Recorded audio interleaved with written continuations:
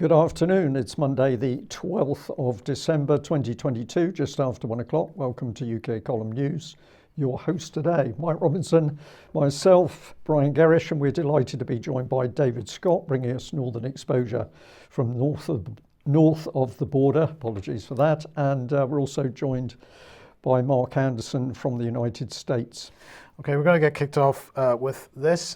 This is a reminder that last week we were reporting from the NHS Confederation that health leaders were welcoming this new elective recovery task force, which is all about apparently more outsourcing of NHS services to private companies.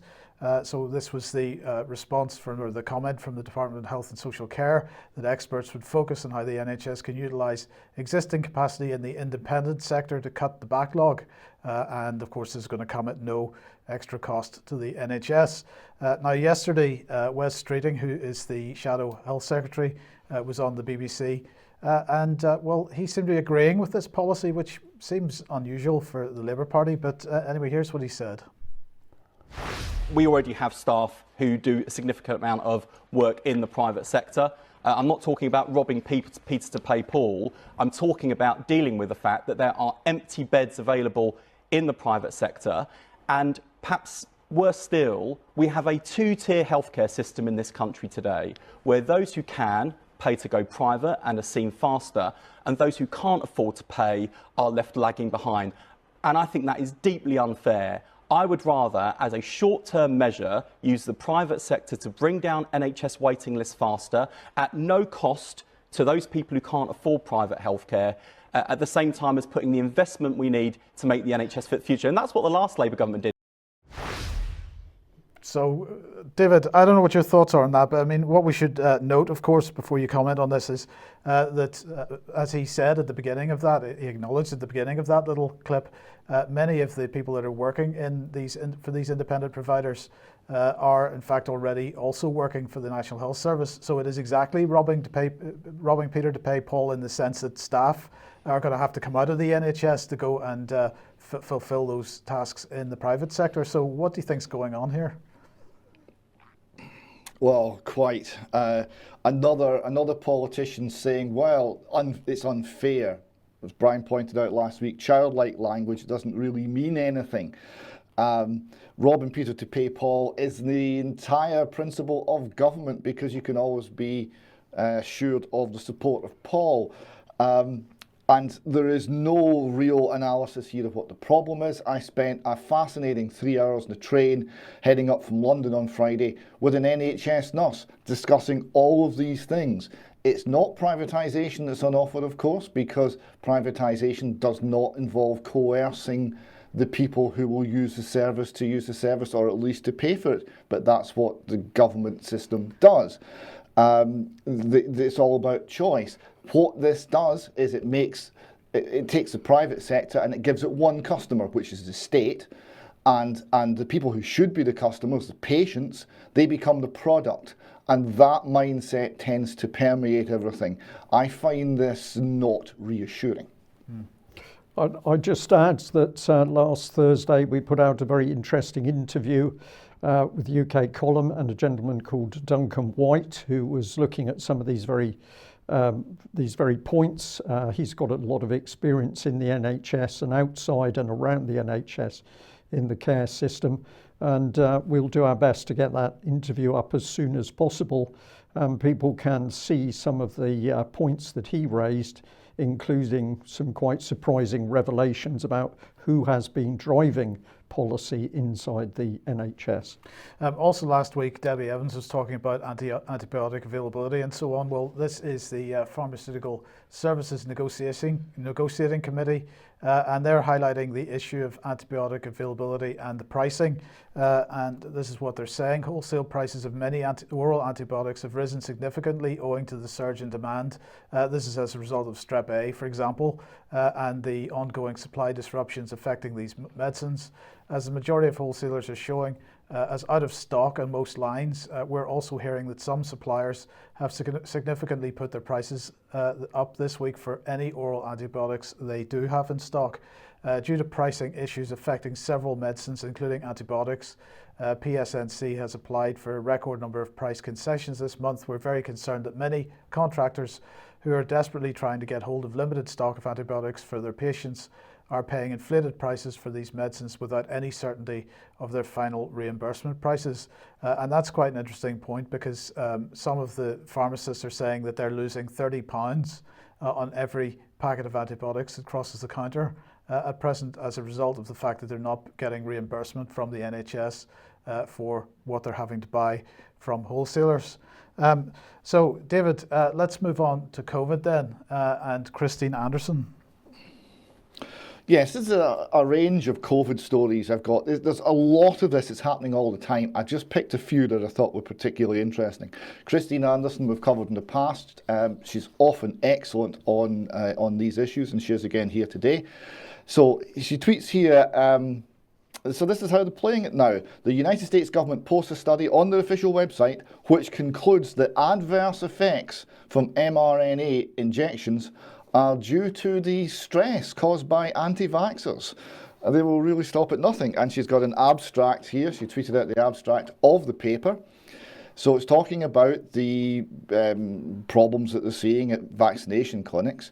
This biological mechanism, reconstriction of veins, arteries and vessels under mental stress, is the most likely cause for where there has been blood clots, strokes, heart attacks, dizziness, fainting, blood vision, loss of smell and taste that may have been experienced shortly after vaccine administration. The extreme mental stress of the patient could most likely be attributed to the fear-mongering and scare tactics used by the various anti-vaccination groups.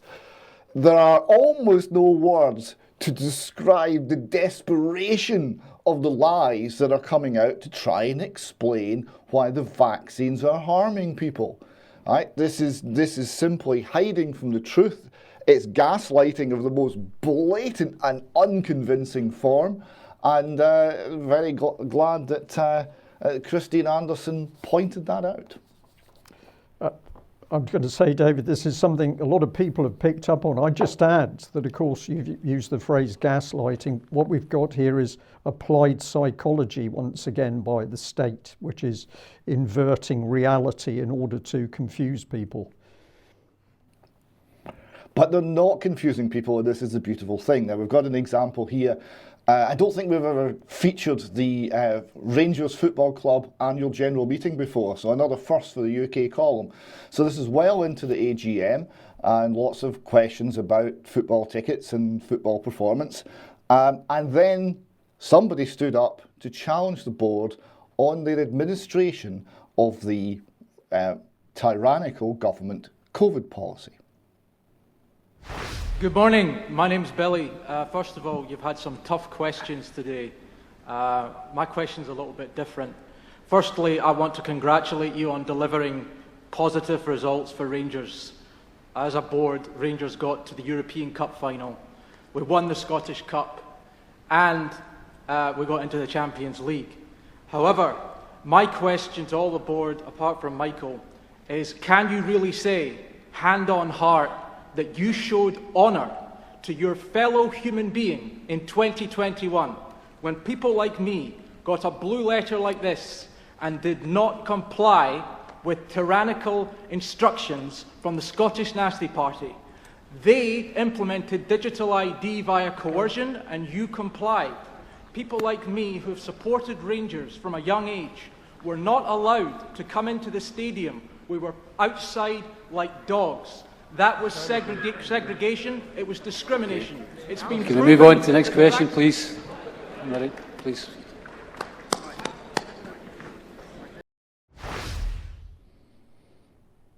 And he was closed down. Not only was there no answer, he didn't even get to complete his question, although the idea that they'd failed to honour their fellow human beings, I thought was putting it beautifully. Now, what we saw there was the inability to answer the question. There was no answer. It was panic. There was, we're going to close you down. We're going to no platform you because you're off message. But there is no answer. There's no depth to what they've done. It's simple compliance with state diktats. And when they're called out that this was tyranny, this was discrimination, they have nothing to say for themselves. What did you make of that, gentlemen? Well, it's a pretty good example of how it's done. But what I find so frightening, David, is the fact that we have supposedly intelligent guys, they all looked men, I think, on that board, but they can't make a decision about this because the state had got inside their heads and they couldn't actually think about the issue. This is why the government's use of applied psychology is so dangerous and why we need to take the lid off it at every turn. It's very encouraging to see that we've got members of the psychiatric profession and psychology profession who are actually starting to speak out on it. But the real danger is that we now have people in positions of decision-making power where they can no longer think. Yes. We've now got a couple of examples of ongoing discrimination. That was discrimination that happened in the past that is fortunately stopped, but the discrimination and the state tyranny has not stopped when it's come to COVID. So we've got one case here from America. An unvaccinated 14-year-old is rejected by a top hospital for life-saving surgery. She's a 14-year-old girl. She needs a kidney transplant, but she's been refused medical care by Duke University Hospital because she is unvaccinated. This is Clark County Today reporting. They continue. She was adopted by North Carolina Army veterans Chrissy and Lee Hicks in 2021 after being brought from the Ukraine to the United States in 2018. She has a genetic kidney condition. Now, Emily Grace has created a fundraising campaign to help with the cost, confirmed the hospital has refused to even treat her. And they continue that this isn't the only example. The previous cases, they say, have been so numerous, they don't even make headlines anymore. But they report here a case which went to court in Alberta, Canada, where the judge ruled that a woman did not have her rights violated when she was denied an organ transplant due to not being vaccinated against coronavirus. So this is the ongoing assault on liberty. It's nasty. It's tyrannical. It seems to have no limitation on how much harm it's willing to do or how callous it's willing to be. And this second example shows that. This is from New Zealand. We've got to hear a Guardian headline: health officials gain guardianship of a baby whose parents refused vaccinated blood transfusion. And Bernie Sophos here tweets, in New Zealand, the state owns your children now. The judge has ruled in favour of health authorities and has given them guardianship of a baby boy whose parents simply wanted unvaccinated blood for a transfusion, even though enough blood was available. State control is absolute. Another article on the same story from The Guardian describes how New Zealand parents say they will focus on supporting their son now the guardianship, now in the guardianship of his daughters through this life-saving operation. The parents' lawyer, Sue Gray, said in a Facebook post on Thursday morning the family will be prioritising a peaceful time for the baby until the operation and to support him through the operation. It appears the hospital is planning the operation today or tomorrow. Gray said they have security guards preventing baby W from leaving the ward. That's a nice touch. We have concluded that the government cannot afford anything to go wrong for baby W as the world is watching. He's likely to get the best possible care with the best and safest blood. So this illustrates why the ongoing campaign against us that COVID-19 represents is still happening. It's still happening all across the world, and that's why it's important that people stand up everywhere and resist. I was at and reported on a march in Perth at the end of October, and someone who was there sent me some video. We'll play the full thing in extra time, but I have a little clip here, and it's using the music of 5 Times August, a favourite of the UK column, who we've interviewed, and that interview is well worth watching. And it shows, I think, the joy and happiness that was visible that day and is visible in the resistance to this tyranny. And we've got to remember that. We've got to keep smiling and we've got to keep resisting, because the assault on our liberties, on everything that's reasonable, on everything that's right, is unrelenting. It's not stopped just because the mask wearing and mandates for COVID have been relaxed. It's ongoing, but it's targeting some of the most vulnerable.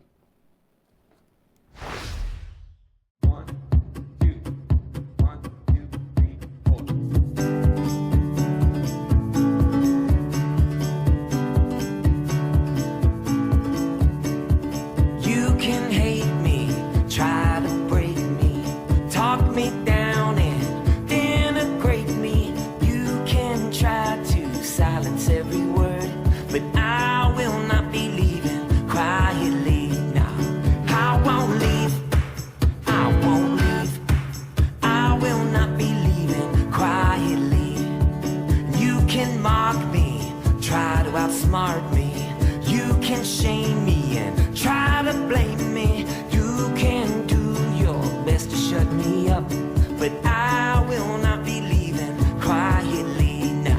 I won't leave, I won't leave, I will not be leaving quietly.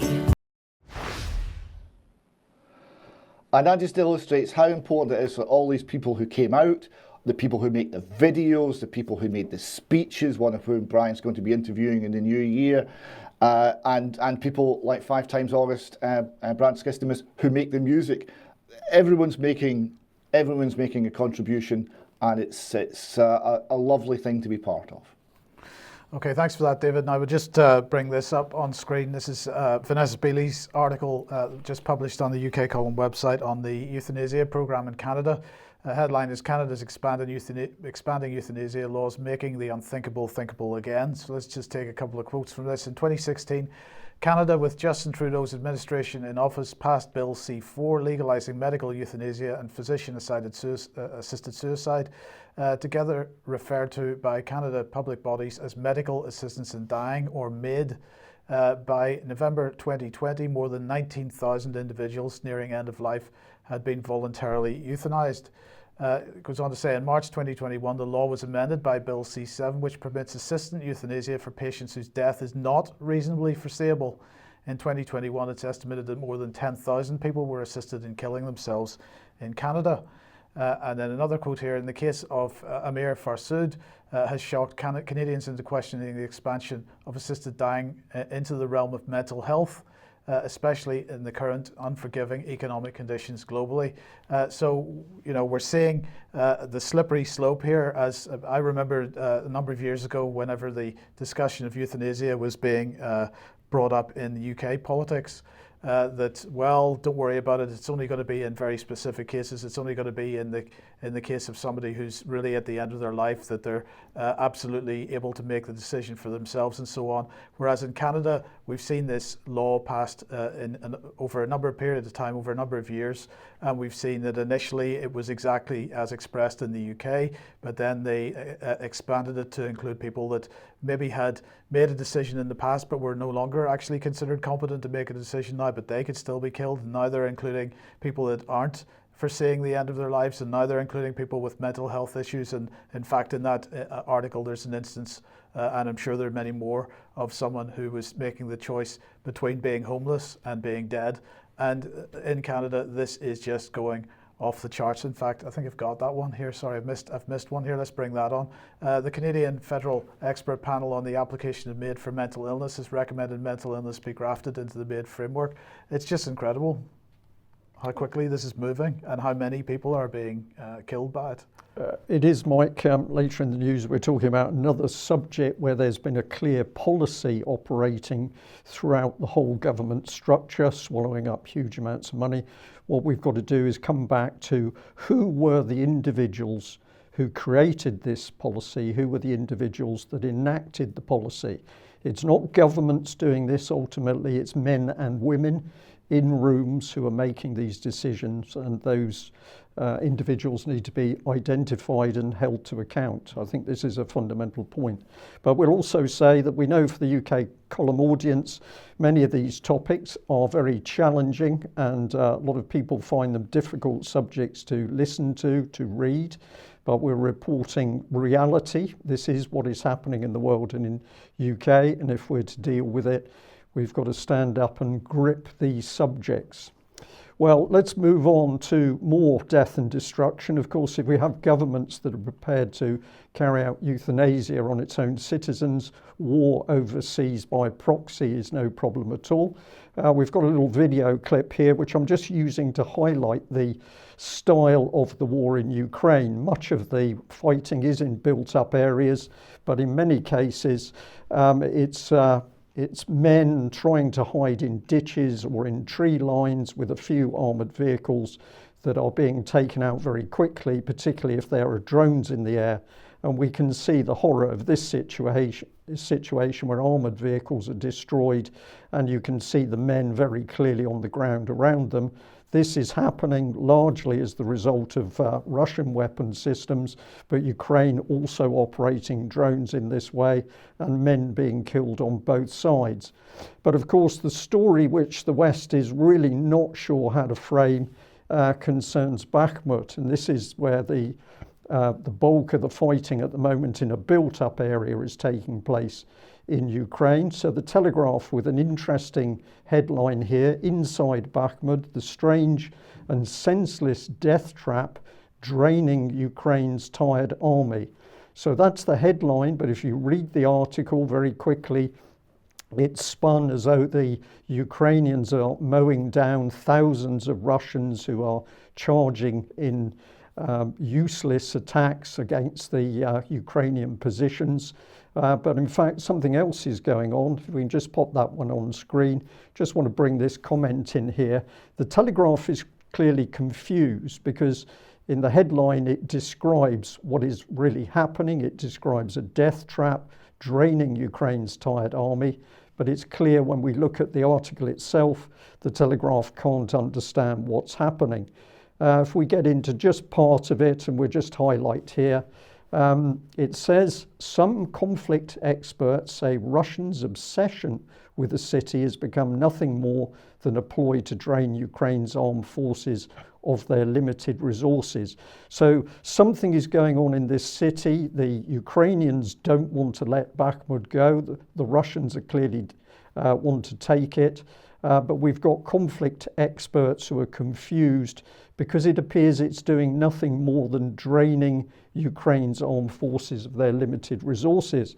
Well, of course, amongst the tragedy of the thousands and thousands of Ukrainian killed and wounded, what we've got is the reality that this is the last bastion of defence for Ukraine.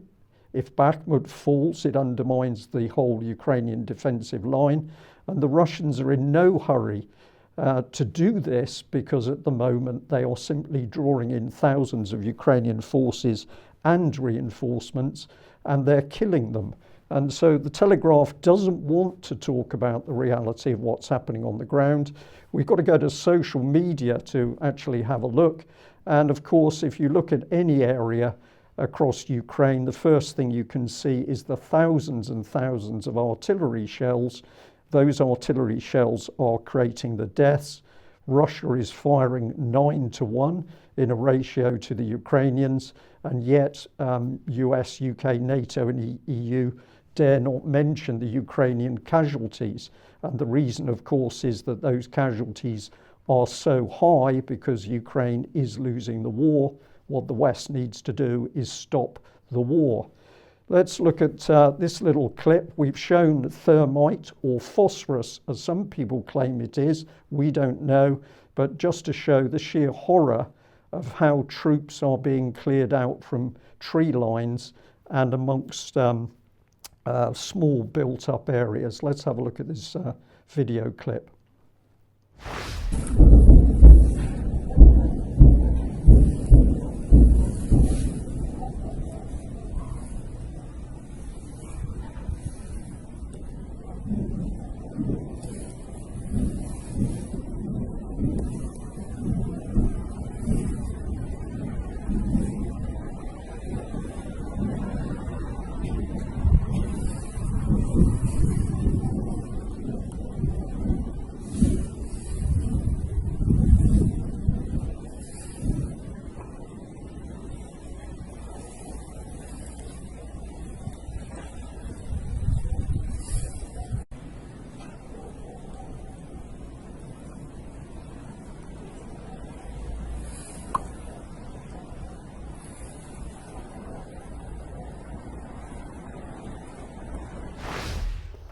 Well, that really shows it all, a truly horrible situation. Of course, anybody touched by that falling thermite or phosphorus is going to be extremely badly injured, if not killed.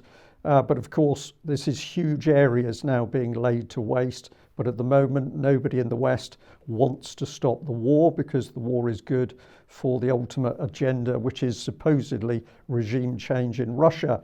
But other reports coming in show that the casualties amongst mercenaries are now increasing. And this is just two individuals, or these are two individuals that I've taken from social media. I'm taking the reports as correct. But it's very interesting that we've now got a female mercenary identified as being recently killed, according to the report. I'm going to put in a question here, which is, why is the BBC not calling for equality to be enforced on the front line with 50-50 male to female fighters on the Ukrainian side? Apparently all of that BBC agenda has gone out of the window. But the tragedy is nobody in the West is calling to stop this war. The agenda is to get more weapons in.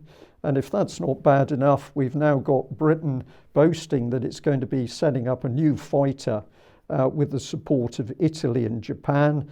And this apparently, according to Rishi Sunak, is going to help us increase our military intervention capability in the Indo-Pacific regions.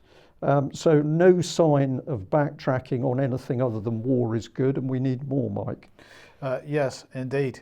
Right, David, let's move on to the European Parliament then. Now, I saw a story today, there's a bit of a corruption scandal going on in the European Parliament at the moment. There is, but that's not what I'm focusing on here. I've got a talk here that was given by a Polish professor of philosophy and historical philosophy and modern politics. So a man who thinks about things. And this was at the 70th anniversary of the European Parliament. And he had some things to say that they didn't want to hear.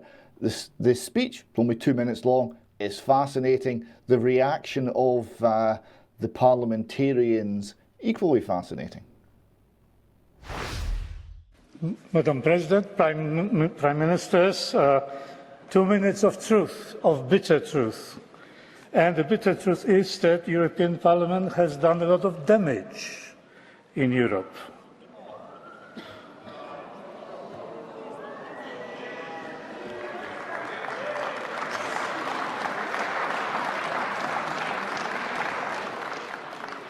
It has been sending a false message. It represents European demos.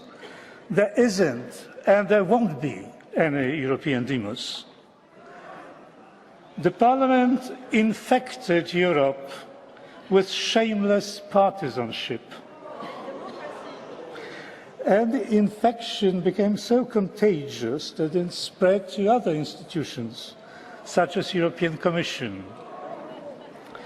The Parliament has abandoned the basic function of representing people. Instead, it has become a machine to implement the so-called European project, thus alienating millions of voters.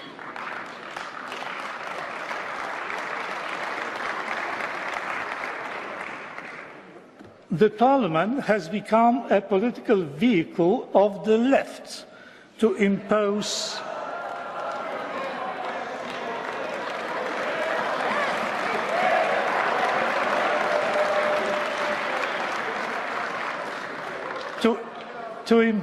their monopoly with their fierce intolerance towards any dissenting view. No matter how many times you repeat the word diversity, diversity is becoming an extinct species in the European Union, and particularly in this chamber.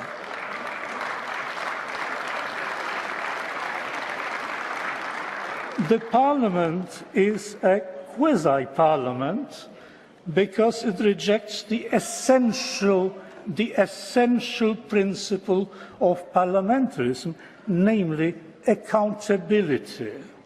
The deputy, let me remind you, is elected by the voters and must be accountable to the voters that elected him. Not so in the European Union. The idea that, say, Spanish, German, French, etc., deputies accountable to their own national electorates can dictate something to, shall we say, a Hungarian society or any other society to which they cannot be held accountable and which cannot take them to task is simply preposterous. Call it what you will, but democracy it is not. To sum up, the Parliament represents the demos that does not exist, works for the project that ignores reality and law, shuns accountability, turns its back on millions of people, and serves the interest of one political orientation. And this is just the tip of the iceberg. Having said that, ladies and gentlemen, I rest my case. So, fascinating comments. A parliament that ignores reality and law. There's no accountability. He could be talking about Holyrood. I mean, goodness, he could almost be talking about Westminster these days. That's historically been the best of the parliaments, and is that not true of Westminster as well? I particularly like some of the shots of the audience, the cognitive dissonance that was visible in their faces. And there was one point, there was two people who were just chatting because they were reacting as though he wasn't there. It was an unexpected intermission. That's how they were responding. They were responding as though he was not speaking at all because they were unable to process what he was saying. A really strange psychological reaction amongst the parliamentarians. But didn't he do well? He did. Now let's move on to Russian matters. And well, Angela Merkel made a statement over the weekend or a few days ago, which was quite incredible in many ways. We mentioned this on Friday. I think the Minsk agreements, Angela Merkel said, were an attempt to give time to Ukraine. It also used this time to become stronger, as can be seen today. The Ukraine of 2014, 2015 is not the modern Ukraine. So in other words, what she's basically saying here is that they deliberately they set up the Minsk agreements with the deliberate intention of giving Ukraine time to rearm and take on Russia. Now, the Russian response to this, Putin's response to this was quite interesting. So here he is. He said, honestly, this was a complete surprise to me. This is disappointing. Frankly speaking, I did not expect to hear this from the former Federal Chancellor because I always thought that the leaders of the Federal Republic of Germany were sincere with us. Of course, they were on Ukraine's side and supported Ukraine, but I still thought they'd always been sincerely striving for a settlement. What you have just said only shows that we did everything right by starting the special military operation. Why? Because it transpired that nobody was going to fulfill these Minsk agreements. That's quite an admission from her and quite a response. It's an incredible admission, but of course it says very clearly nobody can trust Merkel or the EU. So to hear those comments by the gentleman in the EU just says it all. The EU is not to be trusted because it will be working for war while it says it's working for peace. Indeed. So if the West is working for war, what are the Russians doing in the meantime? Well, here's Dmitry Medvedev, and he's basically saying that they are rearming, but he's saying it's much more difficult for them. The Russians, our enemy has dug in, not only in the Kiev province, but also in Europe, North America, Japan, Australia, New Zealand, and a whole host of other contemporary Nazi-sworn places, as he describes them. Therefore, he said, we're increasing the production of the most powerful means of destruction, including those based on new principles. So the Russians absolutely getting behind their so-called exotic weaponry that seems to work. In the meantime, Maria Zakharova had this to say, or warned the United States that if the US continues with their threat to provide Ukraine with long-range weapons, that would be a red line as far as as far as Russia would be concerned. I would make the United States a direct party to the conflict, even though the Russians already recognize that in fact they are a direct party to the conflict. The Russians are still stepping back from that position, but this clearly would be a red line for them. Well, I think this is also prompted by the recent attacks on Russian air bases by the Ukrainians with some very old drones. So the Russians now are putting the red line down. Do they mean it? I would say they do. Yes. Because they cannot back down, because of course they're being attacked by virtually the whole of the Western world with the excuse of NATO. And then the EU was very proud to announce on the 10th, on Saturday, that they have adopted an 18 billion euro assistance package for Ukraine. But when we actually look to see what it is, we find that it's loans with a 10-year grace period, but loans nonetheless. But what grabbed me here, David, was that member states will cover the bulk of the interest costs during this 10-year grace period. Via so-called external assigned revenues. Now, I didn't know what external assigned revenues were, so here's a description of what they are. The EU budget is governed by the principle of universality. This means that there's no direct link between the source of the revenue collected and the expenditure that it finances. So you just get a pot of money and we can spend it as we like. There is an exception to this rule, and that is assigned revenue, meaning specific revenue which is collected to finance specific expenditure. So in this case, the specific expenditure that's being financed is the interest payments on the loans that they're passing to Ukraine with a so-called grace period. Well, can I speculate that we might be financing, or NATO and the EU might be financing that by using resources robbed from the Russians? Yeah, it's quite possible, yes. Now let's quickly move on to this, which is the issue of the price cap on Russian oil. And Bloomberg here saying that easy freight helps Russian oil hold above G7's $60 cap in Asia. So basically what has happened is that Russia has found enough ships and insurance capacity to meet the needs for shipping their oil for now, so that some of China's independent refiners are snapping up cargoes of Russian ESPO crude that is set to be delivered in January, and that's according to various traders. Now, ESPO refers to oil produced in eastern Siberia, and it travels along mainly along the Taishet oil transfer station via the 4,200 kilometer eastern Siberia Pacific Ocean pipeline.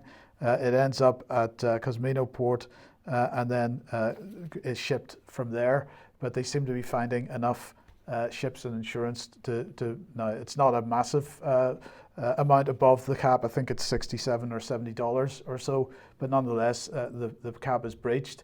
But here's oilprice.com. Why supertanker rates are suddenly crashing. And this is really interesting. So the situation is, they were talking about the massive price hike in shipping costs.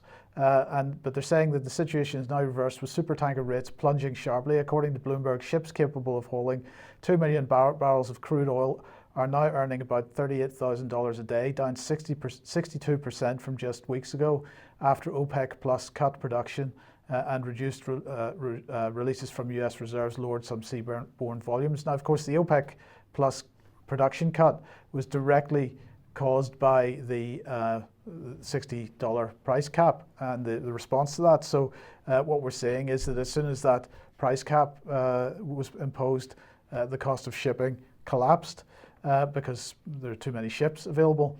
But then we've got this from the Economic Times. Russia offers India help in leasing and building large capacity ships to overcome the G7's oil price cap. And what they're saying is that Russia has welcomed India's decision to not support the price cap on Russian oil announced by the G7 and its allies, and has offered it cooperation in leasing and building large capacity ships to overcome the ban on insurance services and tanker chartering in the European Union and Britain. So there is resistance to this G7 move in various parts of the world.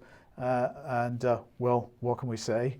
Their attempt to impose a price cap doesn't seem to be working. David, you've got other economic news. Well, we showed this last week. This is M2, the chart for M2 that shows the vast increase in the money supply over the COVID lockdown and the continuation of that thereafter, which prompted the very rapid inflation. That is inflation of the money supply. It prompted the very rapid increase in prices everywhere. And we were highlighting the fact that the Fed's intervention had actually managed to make that tick down very slightly, and they were actually managing to slightly contract the money supply, and we're talking about the likelihood of things breaking. This prompted a viewer to provide some more information via Alex Thompson's Telegram channel. And a very interesting chart here, again from the St. Louis Fed, from the Fed's website. And it shows two lines here. Now, the red line is essentially all commercial bank deposits. So this is the historical inflation by the commercial banks via the creation of money as against debt instruments. So they're creating money to lend out, and that's secured against debt instruments, and there's a long-term, actually surprisingly steady inflation in the money supply. And it doesn't even change much during the financial crisis of 2008-2009 until very recently. Now, the blue line here is essentially what the Fed is doing with its money supply and its total liabilities. All right, so these two things are operating separately until something very interesting happens in the repo crisis in 2019. So this is before COVID. The two went into lockstep. So it now seems that it's no longer the commercial banks inflating the money via debt that's actually driving the money supply. It's all now the central banks. Something has broken in the economy. The thing that was broken was a bit broken itself. I mean, there's fractional reserve banking, we've talked a lot about the problems, but the point this chart makes is from 2019 onwards, even that broken system has failed to operate, and we're now operating an even more broken system where a few people in a few rooms in a few capital cities are deciding exactly what happens to the money supply, and it's on their wisdom that the entire world economy depends, and of course David, this will go badly. David, is that something broken, or is that normalization in preparation for central bank digital currency And control. Well, just a question. I actually don't have a quick answer to that. I think it's something new, and I think it's something that does warrant us to explore and discuss it at length now and in the coming months. I don't want to give you a glib answer to that because it's too likely to be wrong. I would simply say this is new. It's never happened before, and the implications of it will be profound, I suspect. And it's things that no one has yet really addressed because it's never happened in the history of humanity until 2019 repo crisis.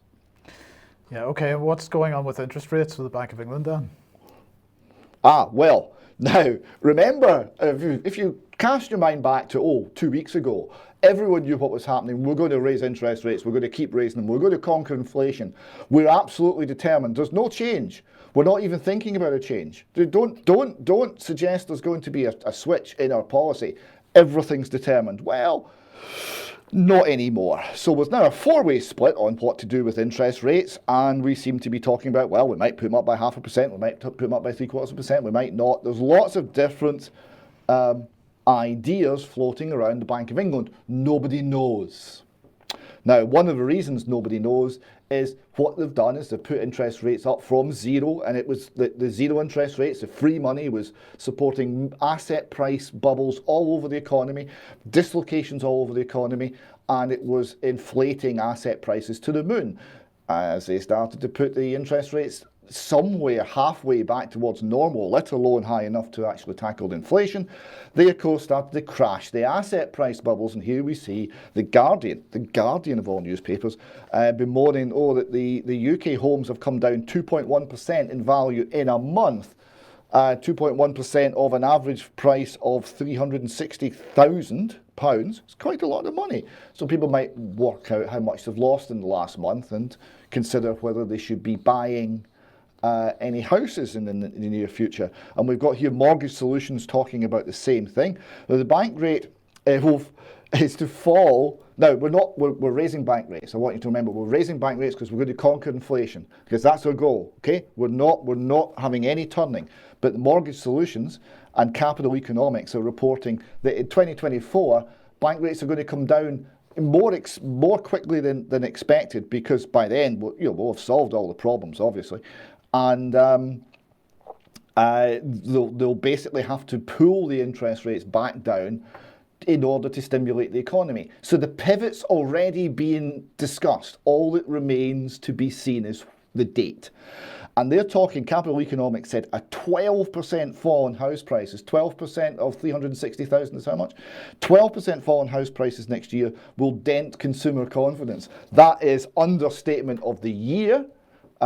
Good British understatement, but there we go. And just to give you a small smile, I hope, at the end of this economic section, which doesn't have many smiles in it, we have here a father reading to his son, and he's reading from a book entitled The National Debt and What You Owe for Babies. And if you look on the look on the baby's face of a mixture of horror and shock, that baby's figuring out exactly what the situation is with regards to debt that the government's still building up for him to pay, as they support everything while we pretend we don't have real problems and we don't address any of them. Yes. Well, the baby can sort it out, but apparently the government can't. Just pop this one on screen briefly. It's a Conservative Way Forward. It's a document from June this year. It's written by a gentleman called Julian Jessup, a charter for tax cuts. But what's interesting in this document is, alongside his argument for tax cuts, he's talking about we're already paying too much in debt interest. So we can say that at least part of the problem is that at the moment nobody seems to know who is actually controlling the money supply system. So a lot more work to be done. Okay, if you like what the UK Column does, you would like to support us, please head over to community.ukcolumn.org and there are options for you to help us out there. You could pick something up at UK Column Shop. We've got to say that at this point we can't guarantee delivery for Christmas. There's obviously a postal strike ongoing and there are other strike days coming up, but we believe the backlog within the postal sorting offices is so huge that it's going to be unlikely to be cleared by Christmas 2023, never mind Christmas 2022. So please do pick something up if you don't mind the risk.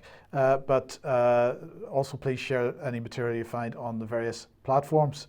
I just want to say a very quick thank you to everybody that took part in the Doctors for COVID Ethics Symposium on Saturday. It was a great event. We'll have it up on the UK Column website, hopefully later today, as soon as possible. And of course, well done to you, Mike, because you spent a whole day in the studio to make that happen for viewers and listeners.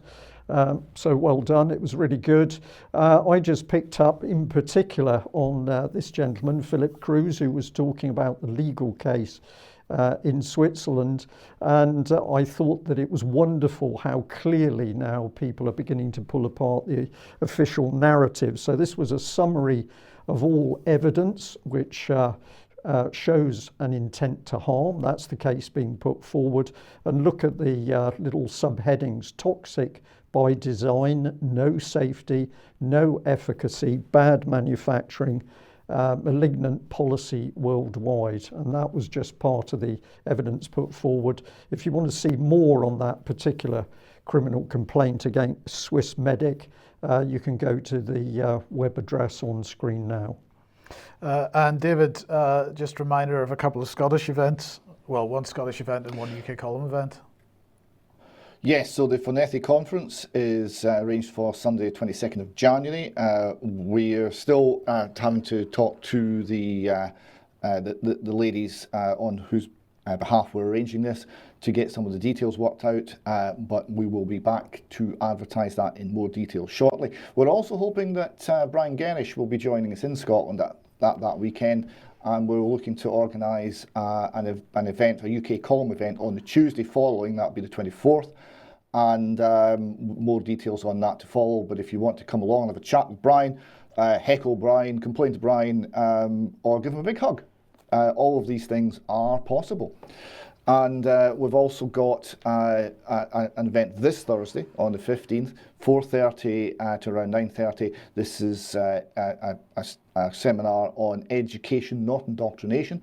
We have 7 excellent speakers. More details on that we'll put out later today, and including joining instructions. Mike, if you can maybe give us a little outlines how people will join that event, how they'll view it. Just as far as the UK Column website is concerned, ukcolumn.org/live, and for the members, community.ukcolumn.org/live, and you'll be able to watch it there, and then we'll have the archive of it up as soon as possible afterwards. And I'll just Lovely. add, Thank you very much.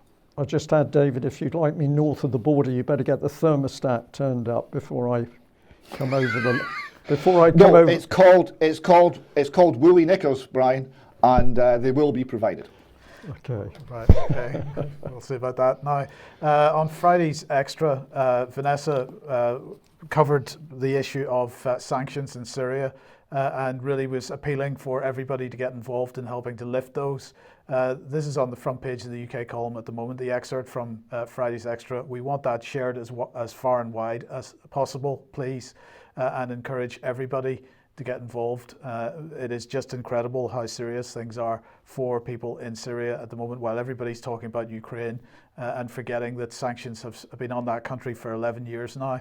They're not being lifted, and at the moment the average Syrian has electricity for 1 hour per day, and the cost of heating is at least double the average salary, so it's basically unaffordable. Yeah.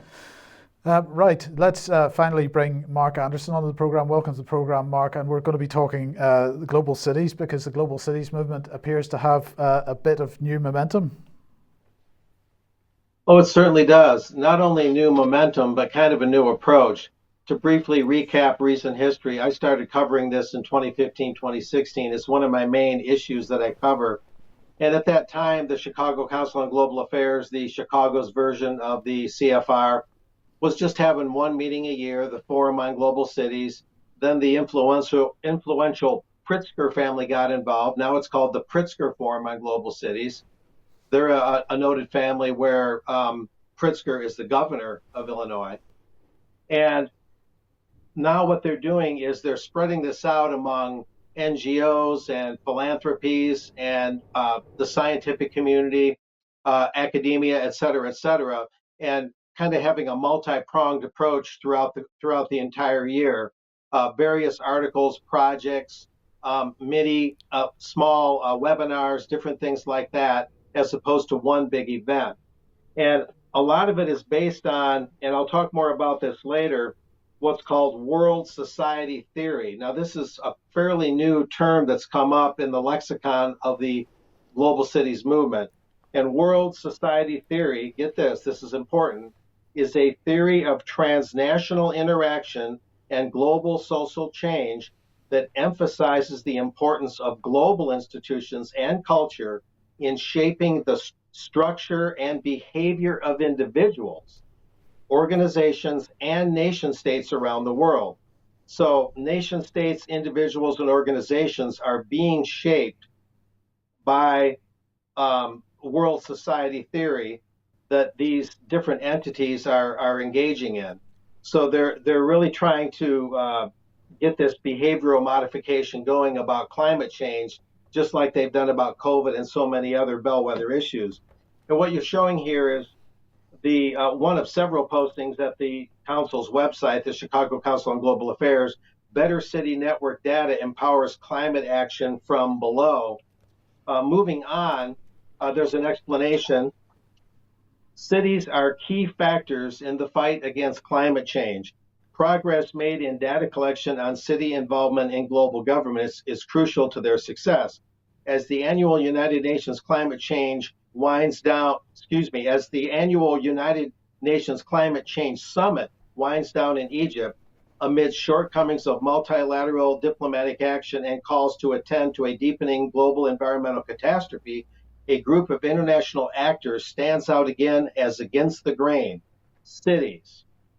The impact of cities in fighting climate change is becoming more visible and ever better documented as local leaders progressively step up their commitment to tackling one of the planet's deepest crises.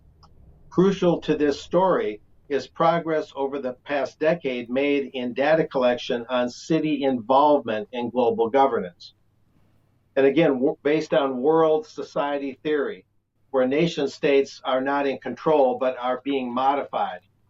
And this is the basic rationale we're seeing here for the global cities worldview. I may not read all of these, we'll see. Cities are home, and again, the rationale why they want cities involved. Cities are home to over half the world's population, generate 2/3 of its economic output, and emit 3/4 of so-called global greenhouse gas emissions. Number two, urban areas in low and middle income countries are expanding and driving the world economy and job creation. Three, cities are a pivotal opportunity for a rapid transition, get that, into a sustainable low energy intensity development. Next, low carbon, climate resilient urbanization can limit unsustainable and inequitable development trajectories. Boy, talk about globalese language here. And winding up on this one, cities can accelerate and deepen climate action towards climate resilient development in the next few decades. The opportunity for effective, efficient, and rapid action in cities depends on accessible, actionable science at the city scale. You see, so the nation state is being elbowed out here, and I can elaborate on that theme more. Do you guys have any comments at this point or questions? Well, I'd say straight away, Mark, that I've got a section in the news coming up, and this dovetails in with it perfectly. As we often say to our audience, this is the first time I'm seeing your report on this subject. So let's see how this will, as I say, dovetail a little bit later in the news. Very interesting. Yeah, as we address this next slide here, I'll read a preliminary thing.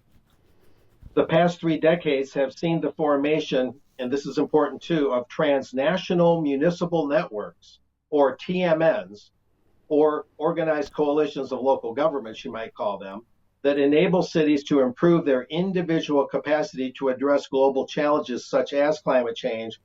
And these networks improve the capacity of member cities to decarbonize by providing greenhouse gas inventorying, software, and model climate policies. They do so in many diverse modes, from independently bridging across state borders as transnational municipal networks, but also as coalitions, either stated by multilateral organizations or philanthropies. So that was an outgrowth of what we've already seen so far. And what we're seeing here really is kind of an unlawful governance. Loose associations, philanthropies, NGOs are basically governing on their own. They're going into autopilot, it appears, at least in a preliminary sense. Now, addressing the slide on the screen, they get even more explicit here. This is from the University of California Press, Toward Global Urban Climate Mitigation, Linking National and Polycentric Systems of Environmental Change.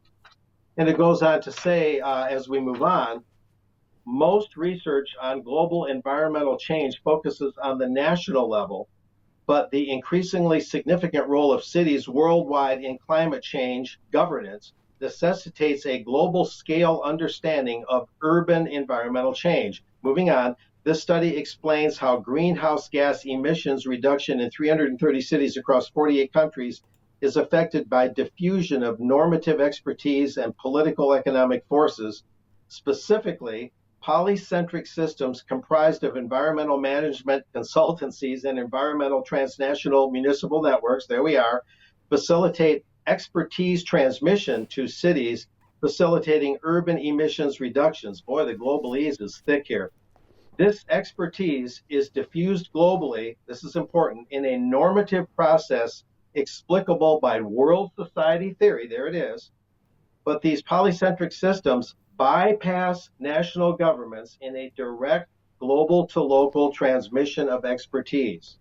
There's the key part. These findings advance world society theory, there it is again, beyond its traditional nation-state centric purview. You see, so the nation state is really being driven to the margins, and they've never been this explicit before. Do you guys have any comments at this point? I think David is interesting in some comment here. This is fascinating, Mark. Excellent analysis. I'm watching this locally in Scotland. So you're talking. This is not my opinion. Sorry, go ahead, David. You're talking about you've picked this up from American think tank, American families pushing this on a global scale. I'm seeing it in Scotland working out. Right, so we've just had this big move by the city of Edinburgh. It's all about 20-minute cities. It's all about keeping people from travelling and all the rest of it. They had a consultation with the people of Edinburgh. Right? They didn't tell the people of Edinburgh this was an international policy and the end point was actually already fixed. They called the consultation Choices. That was the name they picked, Choices. So this is to fool the people into believing it's somehow coming from the locale. It's nothing of the sort. It's coming from on high. It's coming from an international movement here. And it's simply branded in a deceptive way locally. But the rollout is full and detailed, and it covers everything you've just described. Yeah, fascinating. And I think, and may lightning strike me if I'm wrong, I believe this is called the Delphi theory, where you give people the notion that they're making choices that have already been made for them. And the fix is already in, and you simply go through the motions to make it look like they're involved and make it look like they're choosing something. I believe that's called the Delphi theory, the Delphi approach. And it's been fine-tuned to a fine art. Now, moving on, this is sort of the other leg in the stool so far, and I'll have more next week on the Global Cities Movement with regards to COVID and related matters. It was too much today to cover that and this. But this is the Summary for Urban Policymakers, or SUP, like what's up, right? Sup. Kind of a humorous twist on it. What's up, right? The Summary for Urban Policymakers of the IPCC Sixth Assessment Report Series was launched at COP27. And there's an explanation here that follows. What is the Summary for Urban Policymakers about? Basically, the Intergovernmental Panel on Climate Change, or IPCC, which is UN stuff, brings out periodic reports based on the latest and most comprehensive scientific assessment of climate change. Really. The initial volume of the Summary for Urban Policymakers series was released in November 2018, so this is 4 or 5 years old, at COP23, and distilled the findings from IPCC Special Report on 1.5 degrees Celsius. Okay. The SUP initiative is a series of 3 summary projects, and they've written 3 reports. SUP Volume 1, What's the Latest Physical Science of Climate Change Means for Cities and Urban Areas, distilled from the IPCC Working Group 1 report. SUP Volume 2, What the Latest Science on Impacts, Adaptation, and Vulnerability Means for Cities and Urban Areas, again distilled from IPCC Workings. SUP Volume 3, What the Latest Science is on Climate Change Mitigation and What That Means for Cities. SUP reports are authored, they say, by the world's leading climate scientists, a selection of the same individuals who have produced the IPCC reports. I guess that's supposed to be reassuring. Who have volunteered, oh, how nice of them, to support this effort in their individual capacities, working in consultation with city, local, and regional governments, cities and city networks, and businesses. No mention of nation states there either. And I believe there's also a video in the works.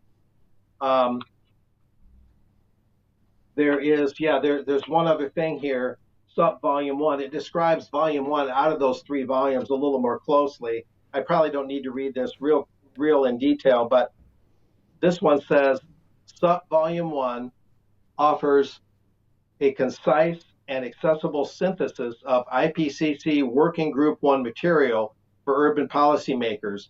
Human-induced climate change is affecting every region of the world and cities and urban areas therein. Without deep reductions in emissions, warming will exceed 1.5 Celsius and 2.0 Celsius, exposing in the near term many cities and urban areas to drought, floods, extreme heat, storm surges, and cyclones. In the longer term, many cities and urban areas will also experience sea level rises and other major hydrological challenges, et cetera, et cetera. So there's a little bit of the fear porn. There could be elements of truth in that, but they're so narrowly gauged on what they think causes climate change and global warming, if the global warming is even man-made at all.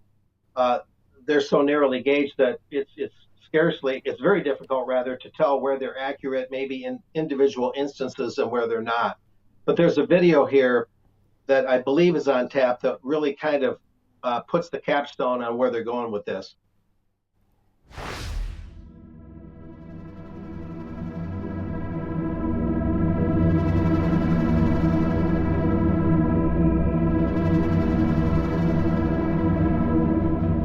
Climate change impacts are being felt by everyone, everywhere.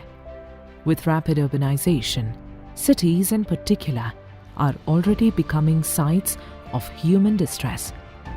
Cities are home to over half the world's population, generate 2/3 of its economic output, and emit 3/4 of global greenhouse gas emissions. Cities are also a pivotal opportunity for a rapid transition into a sustainable, low-energy intensity development. Cities can and must accelerate and deepen climate action towards climate-resilient and equitable development in the next few decades. The Summary for Urban Policy Makers initiative responds to this pressing need by bringing the world's leading climate scientists in conversation with local government policy makers and businesses in every region of the world. The SUP distills the latest science from the IPCC Assessment Report 6. Since its launch at COP26, through convenings held across the globe, the SUP collaboration identified implementable climate solutions and difficult choices that cities, citizens, businesses, and national governments have to make. Together, we co-produced the Summary for Urban Policy Makers series. Together, we will continue to work towards climate action that can accelerate solutions, respond to individual and collective challenges, work towards leaving no one behind, and urgently respond to the truth that our climate is our future. Brilliant. Well, excellent report from Mark, and obviously that's the policy. I'll just add that policy couldn't happen, couldn't be enacted without vast amounts of money. Right, now look, let's just talk about the latest Twitter releases so far, the Twitter files. This is number 2, and Barry Weiss was pushing this out on Thursday last week. A new Twitter files investigation reveals that the teams of Twitter employees build blacklists, prevent disfavored tweets from trending, and actively limit the visibility of entire accounts or even trending topics, all in secret without informing users. We're talking about this on Friday a little bit, but I just wanted to show a couple of the tweets from this thread, because here's an example. Take, for example, Stanford's Dr. Jay Bhattacharya, who argued that COVID lockdowns would harm children. Twitter secretly placed him on a trends blacklist, which prevented his tweets from trending. So he was still able to tweet, but nobody could see it. Or consider the popular right-wing talk show host Dan Bongino, yes, who at one point was slapped with a search blacklist, so nobody could search for him. And then Twitter set the account of conservative activist Charlie Kirk to do not amplify. There's been a lot of criticism of Twitter for doing this, of course, and a lot of people suggesting that Elon Musk is riding to the rescue. But let's just remember what Elon Musk tweeted out on November the 18th, that the new Twitter policy is freedom of speech, but not freedom of reach. So I have to admit, I'm struggling to see how Elon Musk's current policy is any different from what came out from the Twitter files number 2. I would also make the point that this is the core principle of the online safety bill, which is going through Parliament at the moment. The idea is that the government is able to say, we're protecting freedom of speech. There's no problem about freedom of speech because everybody will be able to say what they want on the internet, but they're absolutely clear that nobody has the right to be heard. They can say it, but they can't be heard, and the way that you can't be heard is through these types of blacklists, and so on. So I'm not quite so positive as maybe Patrick was on Friday about where it's going. Where this is going. Yes. Yeah. Okay. Well, it's clear to me that they do not want ordinary people to talk about what they see. If you're using your brain, they don't want you discussing your observations with other people. I've talked about big sums of money being needed in order to get policy in place. Let's have a look at these headlines, which were sent in by a UK column viewer. So the Telegraph here, Jeremy Hunt faces Tory rebellion over 7 billion government spending on woke projects. And the Telegraph was here, but the Sun was also in on this. Woke waste, 7 billion of taxpayers' money splurged on woke roles and activities. Damning dossier reveals. Woke and broke. Jeremy Hunt faces Tory revolt as bombshell report reveals 7 billion of taxpayers' cash is wasted on woke projects. Now, initially, when I saw this headline, I found it difficult to grasp how the sum could be 7 billion, because you think about projects, you're not thinking about that scale. But this is the document. If we bring it up on screen, this is from Conservative Way Forward. It's just been published. You can see it on their website. Defunding politically motivated campaigns. And if we bring in the introduction, well, we just have a look at the key bit here. This report, compiled and investigated over a period of months, details over 7 billion worth of savings that are to be had by the British taxpayer if the government stops funding the politically motivated campaigns that are dividing us and making us poorer. So very interesting that they've really got stuck into this subject. Here's some of the detail. Section 1 of the report concerns equality, diversity and inclusivity, EDI. What are we looking at? Cost to the UK taxpayer, 557 million. A year? That's a year, yeah. Looks at government grants to charities, a total of 778 million a year to charities. Okay. Section 3 examines EDI-related public procurement contracts, and we're talking about 212 million every year. Section 4 details the largest part of the investigation, Quangos, 5.49 billion every year.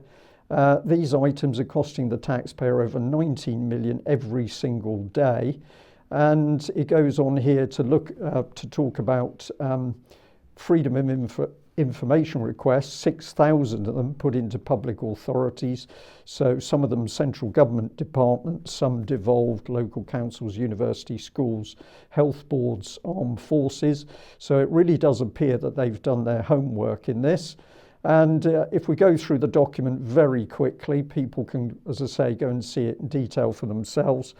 We've got ending the, it's talking about, it's talking about a total of 427 million in this section here. This one here, 397 local councils across UK. On average, every council employs 2 full-time staff members and has an annual expenditure of 67,000, so that's multiplied across the councils. There's detail in each of these various cities, and they identify certain councils. Bradford City Council, representing the 13th most deprived area in the UK, and that's got a number of these roles, 125 at a cost of 665,000. And this is to actively promote these types of woke agendas? Yeah, and we'll show a little bit of this in a moment. I'm going to do this as quickly as I can. We'll come back to it another day. But universities are included here. So they go through a lot of these sections. I've just taken these out as an example for our audience, but here's police forces, almost 5 EDI staff members for every police force, costing the taxpayer 10 million a year. Whitehall departments, 12 million a year.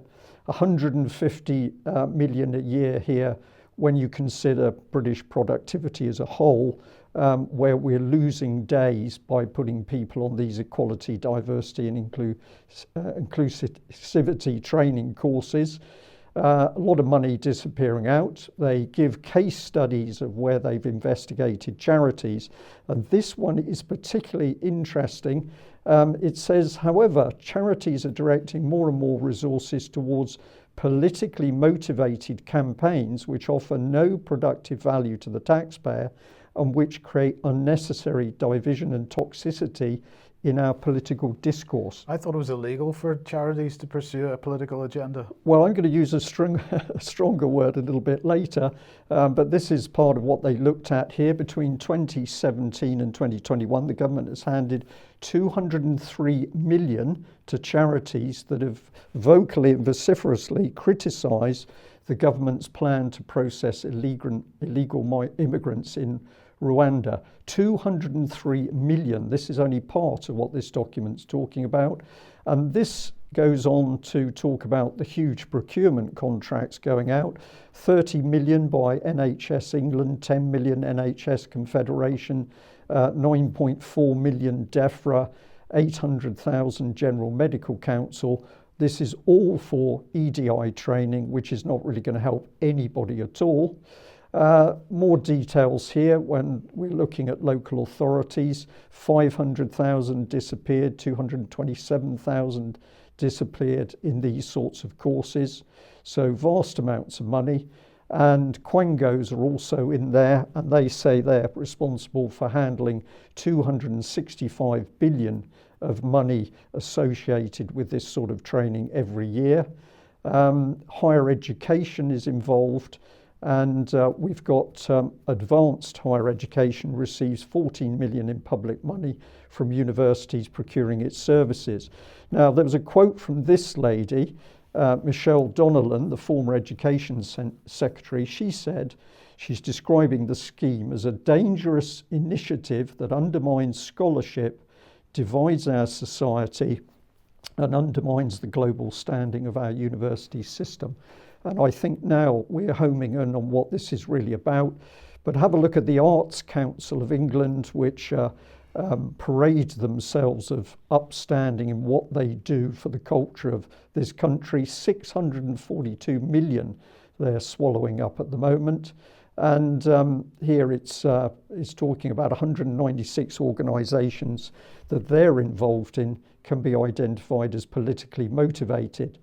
Even High Speed 2 is spending huge amounts of money on EDI because it is influencing every single contractor that is involved with the main contract. If you do a little bit of research on this amazing piece of research, if you go to the BBC, as I did, and I put in 7 billion funding woke agenda, well, I came up with absolutely nothing. And I don't think I'm surprised because, of course, it's the BBC that's a major instigator of this type of training itself.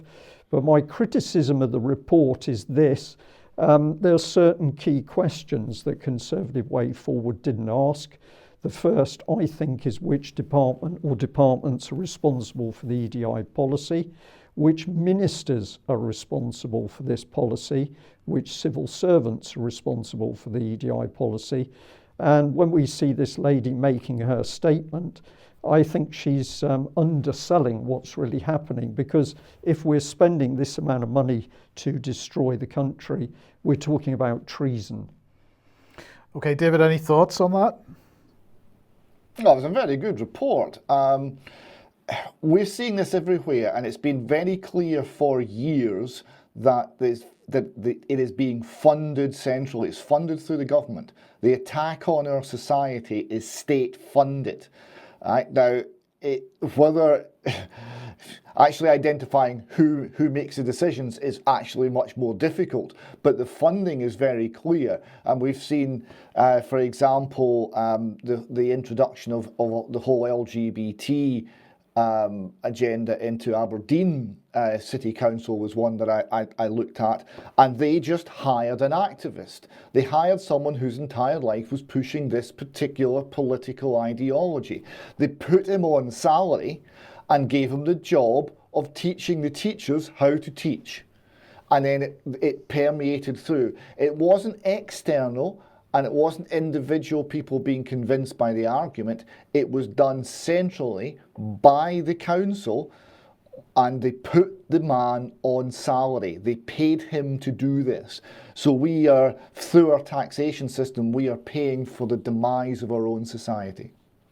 Yeah, absolutely. So it's orchestrated, and as Mark has demonstrated, this is coming from globalist policy. This is nothing to do with national policy in the first instance.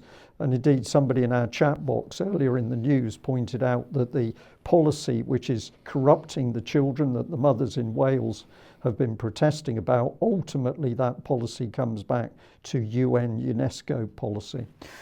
Okay, I'm afraid we're out of time, so we've got a couple of items to push into extra here. But before we go, David, final cartoon. Final slide. It's a slightly older one. I think it's a Far Side one. And Rudolph's sitting enjoying a glass of wine, and the text says, "All of the other reindeer used to laugh and call him names." And on the wall behind, we've got the mounted heads of Dasher, Dancer, Prancer, Vixen, Comet, Cupid, Donna, and Blitzen, and the rifles leaning nonchalantly against the wall. So there you go. Rudolph managed to even the score. Indeed. Okay. Okay, we're going to have to leave it there, but we've got a lot more content for extra time. So if you're not somebody who's signed up with UK Column, that's one of the advantages of doing that. You can join us in the extra time. But we're going to say a very big thank you to everybody who's joined us again today. We know it's tough reporting, tough subjects that we're covering. We're going to ask you to stick with it, help us to spread the word about what's really happening. We will be back in a few minutes. Thanks for joining us. Bye-bye.